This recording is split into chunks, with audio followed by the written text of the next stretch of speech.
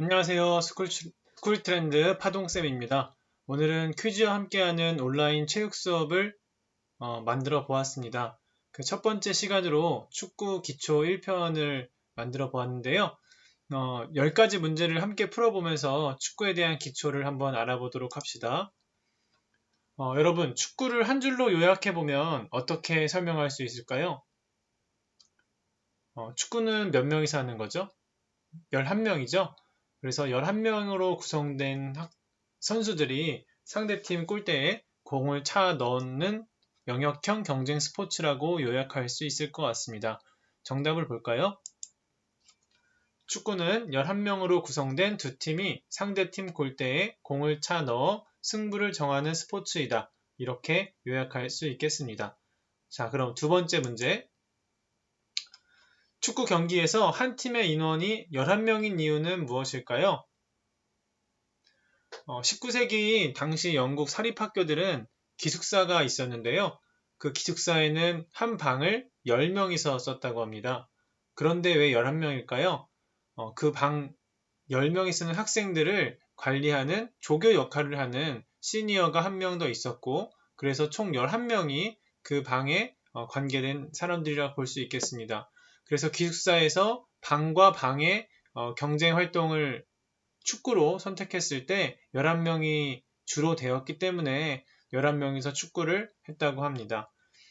축구뿐만 아니라 영국에서 시작된 미식축구나 크리켓, 필드하키 같은 경우도 모두 11명이서 경기를 한다고 하니까 상당히 신뢰가 가는 내용이네요.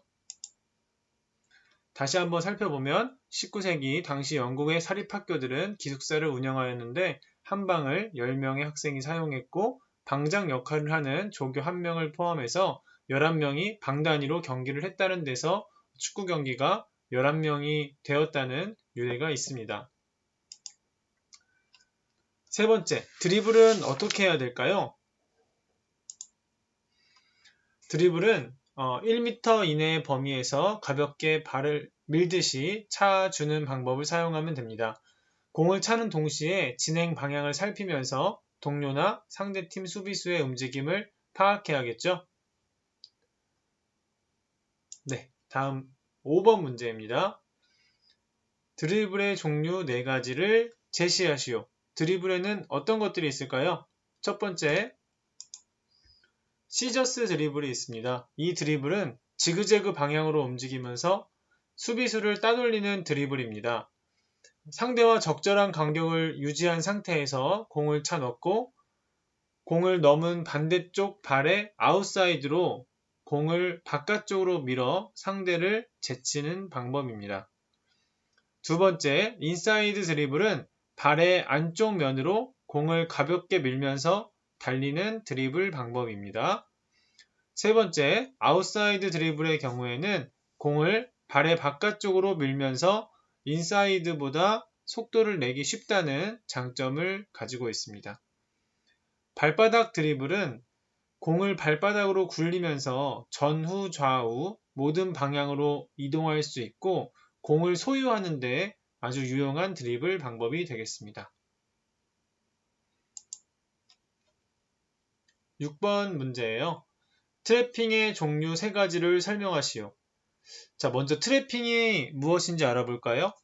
트래핑은 굴러오거나 날아오는 공을 컨트롤하기 좋은 위치에 떨어뜨리는 기술을 이야기합니다. 트래핑이 정확하게 이루어지면 슛이나 패스도 바로 연결할 수 있게 되겠지요. 3가지 방법이 있는데요. 먼저 가슴 트래핑입니다. 가슴 트래핑은 상체를 뒤로 젖히면서 힘을 빼주는 트래핑 방법이 되겠습니다. 두 번째, 허벅지 트래핑 방법은 날아오는 공을 허벅지에 공이 닿는 순간 힘을 빼서 공을 발 앞에 떨어뜨리는 트래핑 방법이 되겠습니다.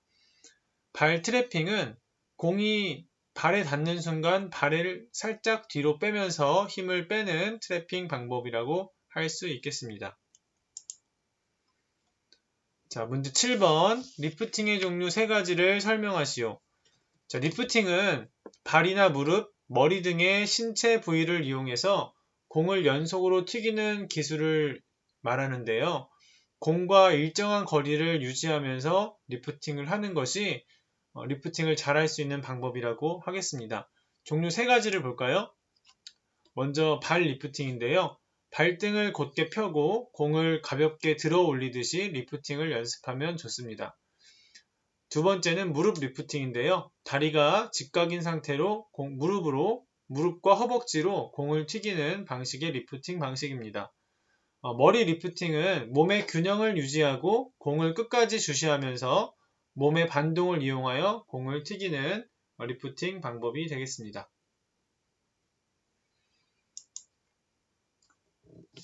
자, 문제 8번 킥의 종류 4가지를 설명하시오. 자, 킥의 종류 4가지는 어떻게 표현할 수 있을까요? 첫 번째는 인사이드 킥입니다. 말 그대로 발 안쪽에 있는 부분으로 공을 차는 건데요. 단거리 패스나 슛을 할 때 짧은 거리에 슛을 사용할 때 사용하는 킥 방법입니다. 두 번째, 인프런트 킥은 발 안쪽 앞, 그러니까 엄지발가락 쪽 발등으로 공을 차는 것을 의미합니다. 긴 패스나 프리킥, 코너킥 등을 할 때 이 기술을 사용하게 됩니다. 세 번째, 아웃프런트 킥은 새끼발가락 쪽 발등으로 공을 차는 방법을 이야기합니다. 페인트 슛이나 패스를 할 때 주로 사용하는 방법입니다. 네 번째, 인스텝 킥은 발등 전체로 공의 중앙을 차는 방법이고요. 장거리 패스, 중거리 슛을 할 때 주로 사용하는 방법이 되겠습니다. 네, 다음 문제 9번 문제인데요. 벌써 자, 패스의 종류 3가지에 대해서 설명하시오. 자, 패스는 크게 2인 패스와 삼각 패스, 그리고 스루 패스 이렇게 3가지로 나눌 수 있겠는데요. 먼저 2인 패스는 두 사람이 서로 공을 주고받으며 이동하는 기술로 패스 중에 가장 많이 사용하는 패스 방법이 되겠습니다. 삼각 패스는 3명이 삼각 대형을 유지하면서 뒤 또는 옆으로 패스하면서 이동하는 기술을 말합니다. 세 번째, 스루 패스는 수비수를 따돌리면서 공간을 이동하는 동료에게 직선으로 패스하는 기술이 되겠습니다. 네, 패스는 이렇게 보도록 하고요. 자, 10번 문제, 오늘 마지막 문제인데요. 헤딩의 종류 3가지에 대해서 설명하시오 라고 되어 있는데 헤딩에는 먼저 스탠딩 헤딩이 있습니다.